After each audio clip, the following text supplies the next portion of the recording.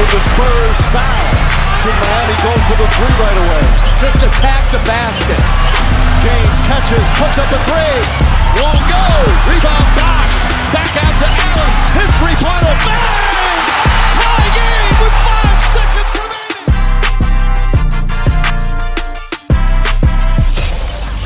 Welcome to the Ultimate Super Coach and Fantasy Sports Show.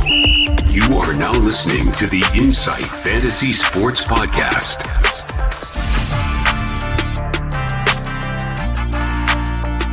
Boom shakalaka! Hey listeners, hello and welcome to the Insight Fantasy Sports Podcast NBA. We're here today to talk you through when to draft injured or suspended players in your NBA fantasy draft. The show is brought to you by the Standard Squeeze, helping you drink responsibly and conveniently.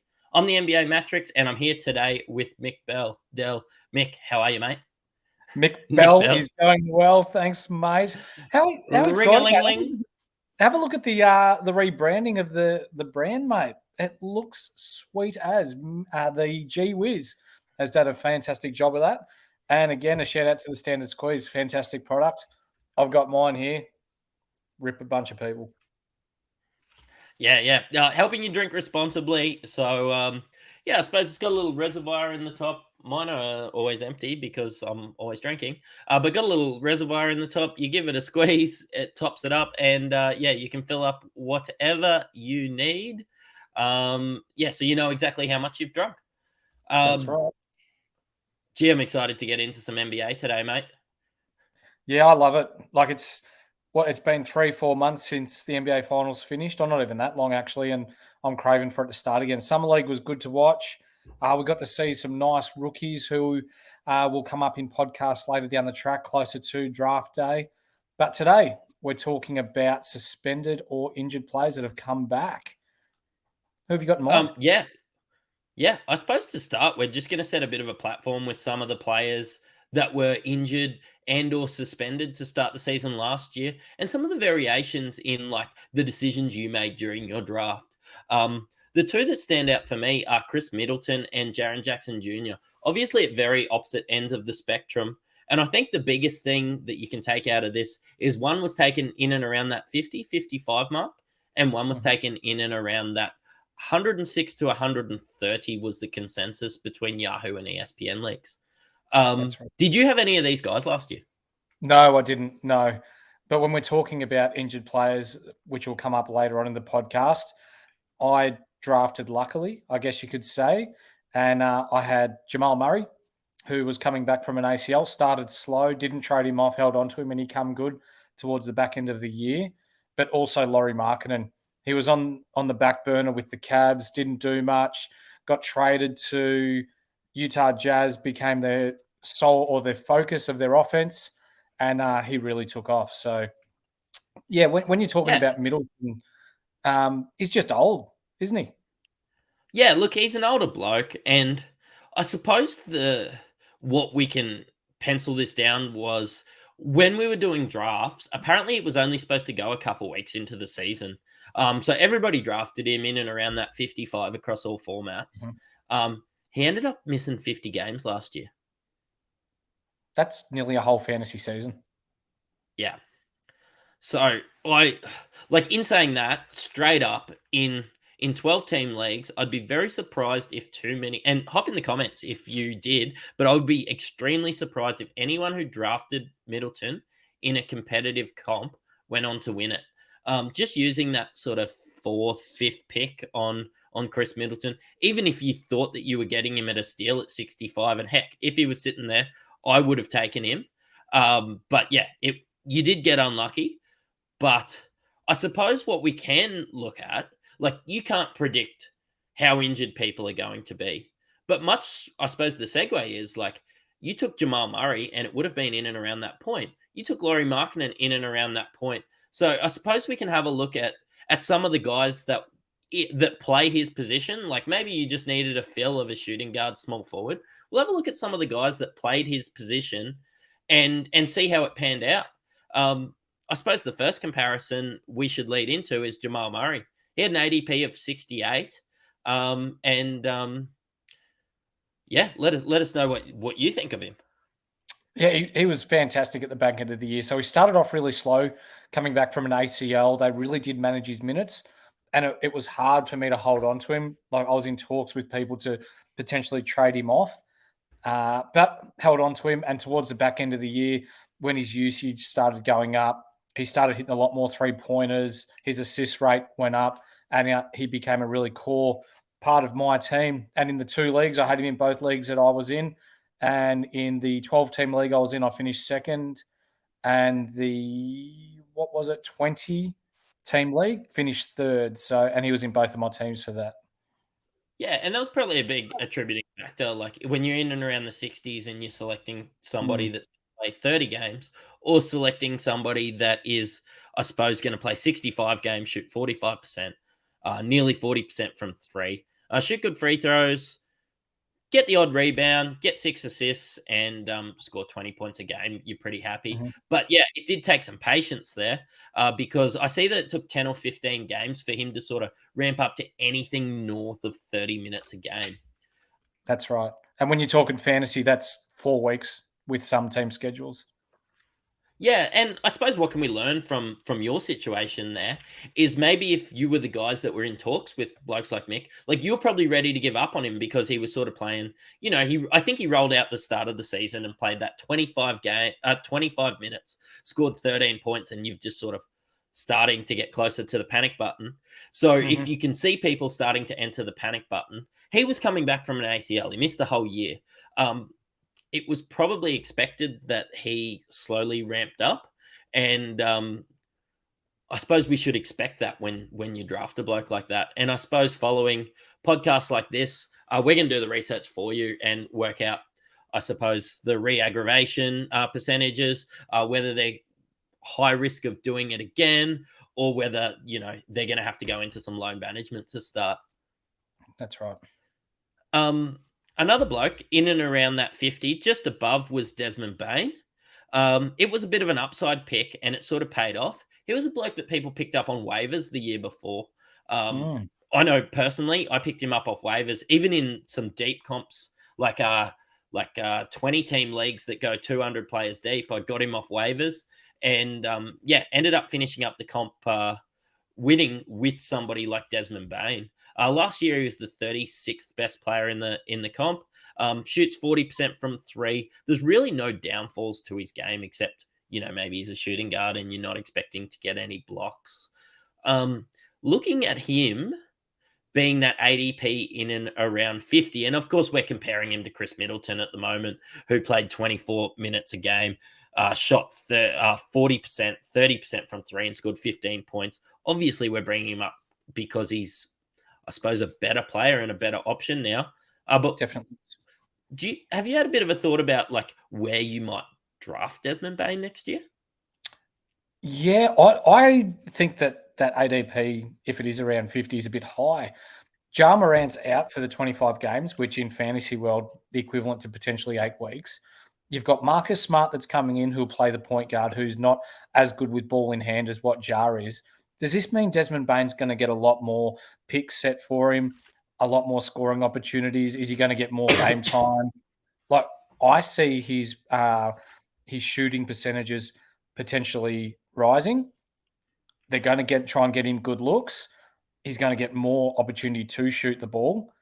Who else have they got that is a flat out 3-point flame shooter, apart from maybe Luke Kennard off the bench? Yeah, they've got a few guys off the bench, but they won't be out on the floor the whole time. No. I suppose if they're paying Desmond a lot of attention, then maybe those other guys will be open a lot. I've got him 28 to 30 on my big board, which, do I have a bit of Grizzlies flavor to it? There's a chance. I do love him, and I just watch what he does. I watched what he did last year, and I was disappointed I didn't own him. If he's getting paid 200 mil for 5 years, they're going to want the ball in his hands too and want him to succeed, aren't they? So yeah, I think early on, I think his production far exceeds where his ADP will be. Yep.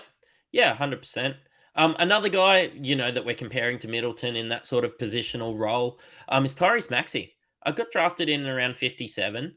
He plays a lot of minutes. Just is out on the floor all the time. And being young, Yeah. he seems to be able to handle it.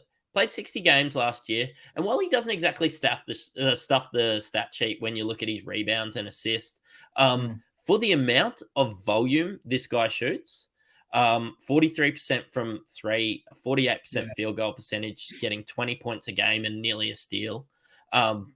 Would have been a lot better option than Chris Middleton. What do you think? Yeah, I see this guy's production increasing again this year. I don't think Harden's going to be there, so Embiid's not going to be the primary ball handler, is he? It's going to be in his hands. Yep. The offense is going to flow through Maxi. So yeah, I anticipate his assist numbers will go up, his points per game will go up. That may mean a drop in percentages, but across the board, I anticipate he's going to be a better player than what he was last year. Also, with 3.5 assists, like you'd like to think that as he grows as a player, he could sort of get that up to in and around that 5. Mm-hmm. Um, we mentioned these 3 guys as comparisons to Chris Middleton, and what I can sort of rule it down to, whether they were injured coming in, like Jamal Murray, or whether they were I suppose Des Bane was sort of an unknown guy going into the previous season, so people were worried that he was going to be a flash in the pan. I think what all these 3 guys have over Chris Middleton is age. For sure. Um, Yep, yeah, so they're they've all in the 20s, aren't they? yeah they've all got the legs. They're all ready to be out there playing. Um, all sort of in, I suppose, the hunt for a top 4 finish in their conference. So they're going to be playing a lot of basketball. We didn't see them get rested or anything like that. So I suppose what we can learn is that if you're going to take a punt on one of these players, make sure you get them late.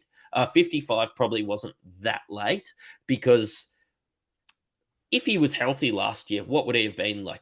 Maybe in and around that 45 mix? Yeah. Yeah, I reckon so. Yep. Yeah, so like you've only got him at a 10 spot discount, and he's ended up playing like a third of the year. So, Mm-hmm. but it's He'll not all be doom and gloom. No, he'll be Sorry, 32 mate. years of age before the season starts. Yeah. And as a 32-year-old, I hate that I'm talking about him as if he's old. Yeah. I guess that's the way today's NBA is going, isn't it? Yeah. He's got Mm, longer legs than me. There's more of him to injure. Um, that's right. it's not all doom and gloom, because we do have blokes like Jaren Jackson Jr., who, according to Hashtag Basketball, was the 13th best fantasy player last year. He was drafted 106 in Yahoo leagues and 130 in ESPN leagues. I suppose what Memphis was saying during the year was that he could be in and around that late November, December. They weren't very Mhm. clear with their responses, and this punt has really paid off for owners last year. Did you have a think about taking Jaren Jackson Jr., or were you just staying away from Oh, these injured yeah. players that you thought might not play? Yeah, because I'd already taken a fly on Jamal Murray, I didn't want 2 of those sorts of players on my roster. So I had a thought about it, and I thought Triple J was going to stay out a lot longer than what he was, just given that uncertainty around the news that was coming out and the injury reports and what have you. But fuck me, he was unbelievable, wasn't he? His blocks, his defensive side's elite. He was scoring the ball, he was rebounding. He's elite when it comes to fantasy basketball. Yeah, and I'm excited as a Grizzlies fan. Like, first and Mm, foremost, I have a Jaren Jackson Jr. jersey, and I just love. I could talk about this guy all day, but like a guy that gets 3 blocks a game, hits threes, scores yeah, 18 points a night, still manages to get in the rebounds. Like, we're not talking about a Brook Lopez situation where he's no, out there on the fast break or out here hitting threes from the logo and missing every rebound. He still gets those rebounds. He still gets those blocks. Gets the steals, does have some foul trouble, but at that sort of range, like I expect him to be probably taken in the top 35 again this year. yeah, I think so as well. If not the top 25 for me. I think Yep. another year older, another year wiser, mature. I can see those numbers sticking for the duration of the year. Understanding his body a little bit more, understanding the NBA flow. He could be a top, first, second round pick. He could be a first, second round pick if he could stay out of foul trouble. I just want to reiterate some of the guys that we're taking around Jaren Jackson Jr. And we don't need to do a deep dive into this, but guys drafted around this spot. Jalen Suggs was drafted above him. Mo Bamba was drafted just behind him. James Wiseman and Jalen Smith. Not exactly household names, but I suppose it just goes to show if you're in and around there at the 110 and you're taking some of these low upside guys in Jalen Suggs, Mo Bamba, Wiseman, Jalen Smith, maybe you could just have a punt and hope that a guy's back early. Most leagues have an IR spot. You would have just been able to slot Jaren Jackson Jr. in the IR spot and still been completely fine. Yeah, that's right. Great call with that one.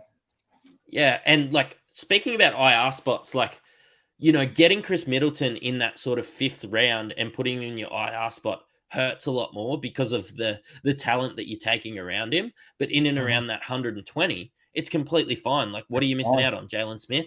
Great. Yeah, that's right. But there's 2 guys that I want to talk about, and my understanding is in ESPN and Yahoo, unless you have that weird IL spot in Yahoo, you won't be able to put them in IR.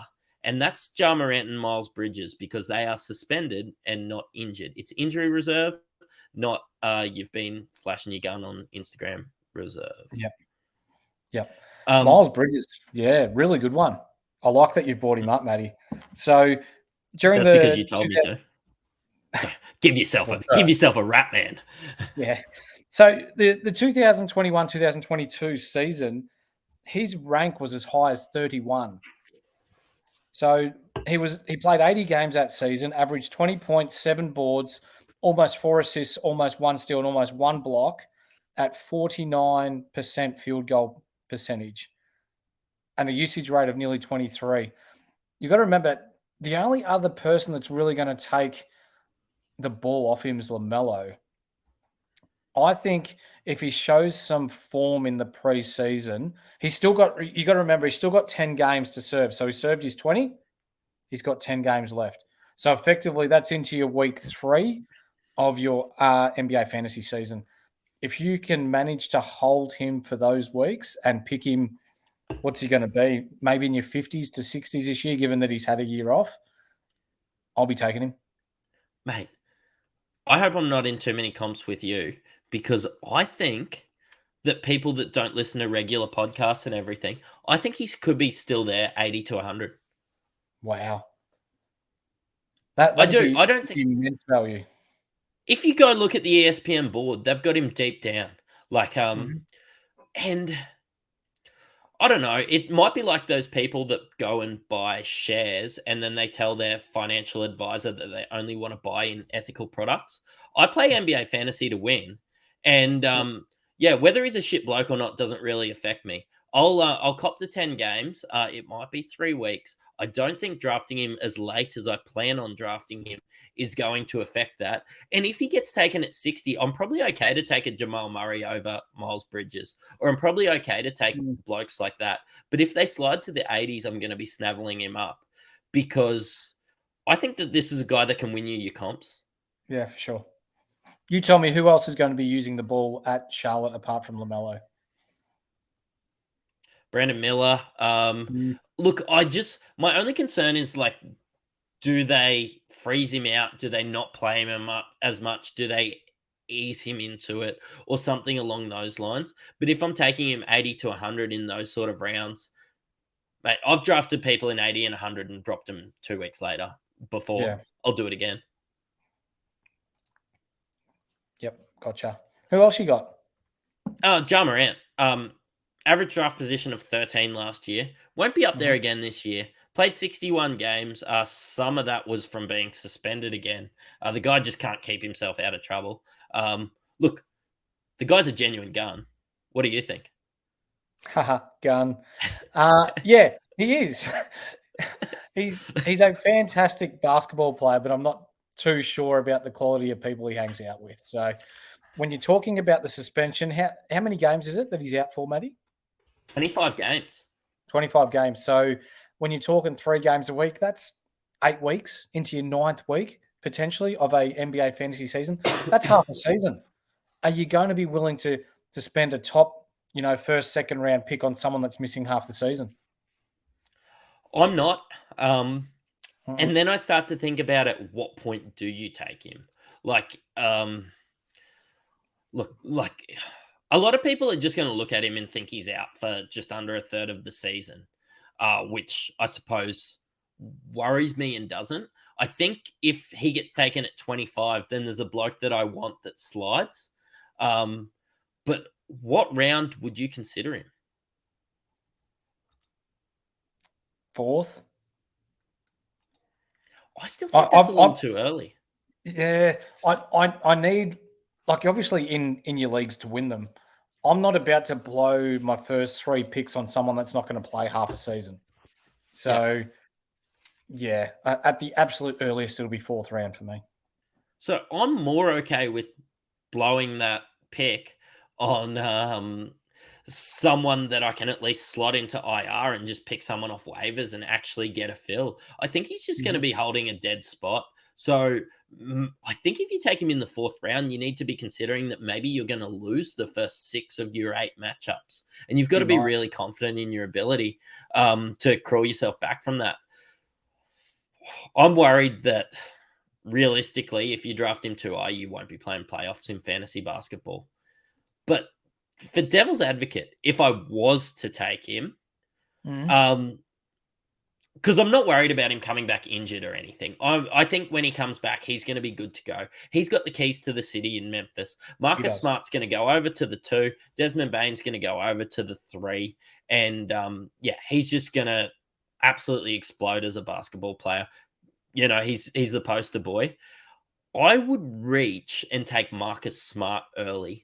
I've probably got him in and around that 90. I would take him in and around that 80 if I have Ja Morant, because then you're actually taking the bump.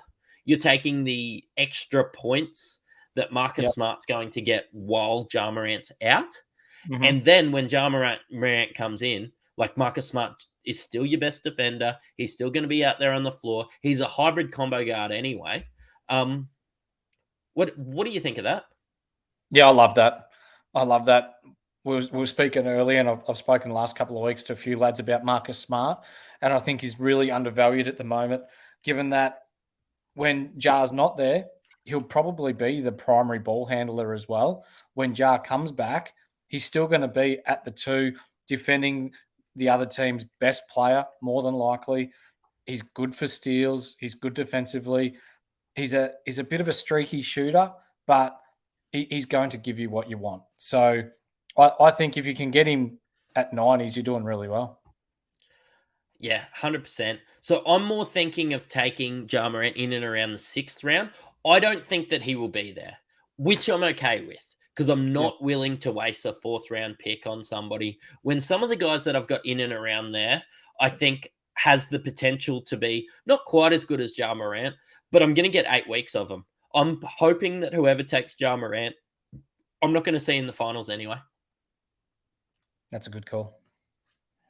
And I suppose Zion Williamson is always going to be compared to Ja Morant, just the way that he was drafted just before him, just the way that everybody sees him as this generational talent that I suppose just hasn't lived up to expectations. Last year, he come into the season injured, and we didn't have too many answers about where he was.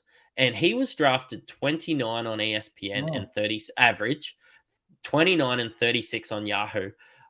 Was this just people expecting him to come back earlier, hoping him to come back earlier? If he's fully healthy, I can see him as a top 15 guy. I can see him as a top 10 guy. But that uncertainty of him not playing to start the year wards me off straight away. Yep. The fact that the man has a weight problem, he's come out and said that he has his own eating problems and his own challenges with that. With his explosive nature, he needs to be as fit as he can be in order to be the best player he can be. He'll blow out a knee. Like, he's going to hurt himself. And we've seen over the first, 3 years of his professional career, what's the most amount of games he's played in a year? 30? Like, it's been sweet FA. So until I can see a really good string of games played by him, I will never pick him. So I will, but it's in and around, like, people were drafting him in and around 30 last year. Well, if I see him there at 35, and of course this is going to depend as to where my picks are, but this is going to be how my big board's set up. I'm going to take the best available player, and sort my shit out later. If he's there at 32, I still take him, because I just think there's not too many guys that you take in and around that 32 that can be a top 10 guy. And that's where I'm willing to take the risk. I'm not going to take if you take him at 14th, if you take him at 18th, if you take him at 29th, already injured, you've already taken out all the puff. Like, I want to get some value there. For sure. But I hope a lot of people, and I'm going to be in some leagues with you, man. I really hope a lot of people undervalue Zion, because I see him, much like I see Miles Bridges, as a bloke that can win you your comp if you can get him at the right time. At the right price. Yep. Yep. Mate, lead me into Big Benny Simmons. I know you took him last year. I was in the comp with you. He was drafted 66 on ESPN and Yahoo combined. Mate, what do you think of the Big Oz? He fucking killed me. That's what he did. I thought, you know what? He's had the year off with his mental health issues. He's gone to a place where he'll feel comfortable playing basketball again. He'll get back to that, 13 points a game, 8 rebounds, 8 assists, some steals, some blocks, good field goal percentage. I'm punching free throws. He's not going to shoot any threes, so I'm not losing anything there. I thought he'd come good, but he shit the bed. That's what he did. And I ended up trading him off. It was no good for me. I hope that he comes back sound of mind and plays some good basketball again there. They've got some good pieces there at Brooklyn, and I've got another Brooklyn player that we'll bring up after Ben Simmons, but we need to see him in the preseason. We need to see him playing basketball again before I'm looking at picking him, because right now, regardless, I'm not picking him at all, any of the 12 rounds. So at about 120, that's when I start thinking that these guys are just throwing a dart at the dartboard and you hope something sticks. I usually wouldn't be okay drafting somebody that just averaged 6 points a game and played half the year. Put that into perspective. But I still think in our comps, just because of the big name that he is, just because, if you check our Australian twang on our accents, you know what? We're playing in leagues with Australians and they are going to be taking him because, mate, every second person has a Philly jersey in their cupboards over here in Australia, whether it's from Bali or not. And look, realistically, people are going to be taking him in and around that 80 or 90, and I'm just going to be warding off. I'm just going to have the biggest grin on my face as soon as somebody takes him, because I just think that shit stinks there. Yep, it does. I won't be touching him with your willy, mate. Let's move on. Can we talk about a teammate of his? Cam Johnson. Let's do it.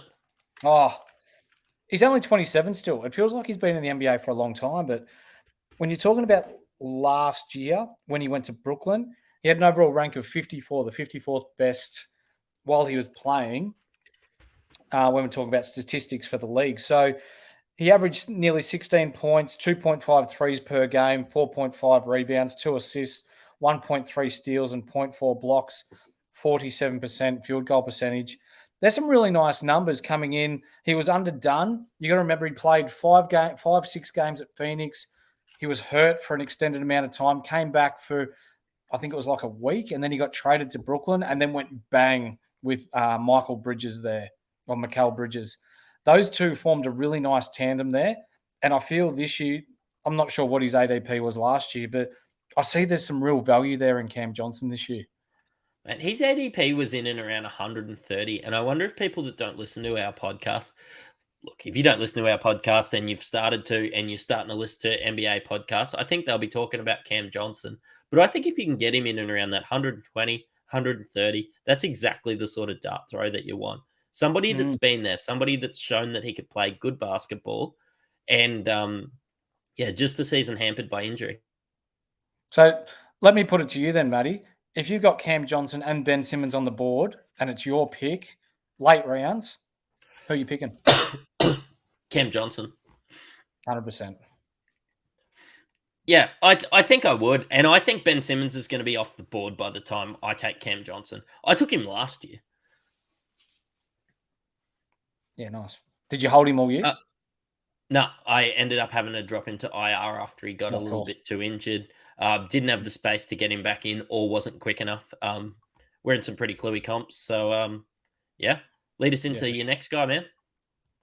Grant Williams at Dallas. So for me, I picked him up and then dropped into waivers and picked him up at other times throughout the year just as a fill guy. But I feel like there's some real value in him being at Dallas now as a 3-and-D guy to an extent. 24 years of age. He shoots the corner three really well. 8 rebounds last year, 1.5 threes a game with 2 isolation players in Tatum and Brown. So I feel with Doncic, who's more of a distributor, he's going to get more looks from the corner as defenses collapse on him. 1.7, so nearly 2 assists a game, half a steal, half a block a game. His overall field goal percentage was, nearly 500 here. So not too bad with free throws of 78. So Yeah. Not too bad. When you're talking about a guy that can come in and make an instant impact with the Dallas team, he's probably just going to take over Dorian Finney-Smith's role there. Straight into the corner, shoot the three, play some D. He's a bigger body, so he's going to get more rebounds there. He's playing with more team-orientated players where he's going to get more shots from the corner. I like this pick this year. Yeah. Yeah, and you're talking deep. Like, you're talking with, like, your last pick, right? Yep. Yeah, not too early. Yeah. I'm 110 would be, about the earliest I'd look at him. But I feel like last year he ended up 136, I think it was. I think he's definitely higher than that this year. Yeah, cool. Like, I only get more concerned. Like, I'm not concerned about Tim Hardaway taking away his minutes. I think that he will take the Maxi Kleber role, I suppose, from power forward and still be a guy.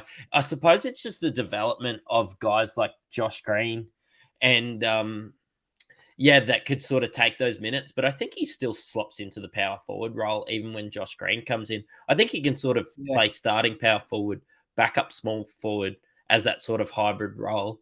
And create, I suppose, a bit more of a household name for himself. For sure. Sorry, I was looking at Cam Johnson's end rank last year. His rank was 228 at the end of the year. So he's not going to be on anyone's board, but take a late flyer on him. I really like all that. I was thinking. Yeah, that's what I was sort of feeding in. Like, we're talking about that dart throw at pick 140. I actually really don't like it. And you know what? If it looks like at 140, if it looks like he's not going to play the role that we'd hoped, the role that we're going to be amping up in the preseason, then you just pick up another guy off waivers, don't you? You do. That's right. Do you have anyone else that you want to talk about, Mick? No, I like the players that we've covered there. So Grant Williams, he's coming back from a hand injury, but it is anticipated that he'd be right for preseason games and leading into the start of the NBA season. But I'm keen to do some mock drafts. Yeah, I'm super keen to do some mock drafts. We're going to be doing some mock drafts. We're going to probably get the boys together, have a couple beers on like a Sunday afternoon. You're going to hear all the bants, but that's what I'm most excited for when it comes to NBA. For sure. And then leading into before the start of the season, I believe that we're going to invite certain viewers of the Insight Fantasy Sports podcast to be part of some mock drafts with us and experience what it's like to draft with us and sort of get an inside knowledge and expertise as to how to draft a good side as well. So for those of you listening at home, whether it be on YouTube, Spotify, Apple Music, whatever it is, like, subscribe, get a hold of us, be in contact with us because, the opportunity will be there and it will present itself. Should you be interested? If you want to take us on, we're going to be running some ESPN comps. We're going to do a few different cash, I suppose, ideas. There's going to be 100, there's going to be 50, there's going to be $25 ones. There might even be a couple freebies just to get you into the community, which we'll be running through our Discord. I'm going to put it in the comment section there so you can duck in, have a chat to us in our Discord. We answer all your questions on the Discord and get into our comps with us. 100%. That's all from me, Mick. Yep. Love your work, mate. Cheerio. See ya. Bye.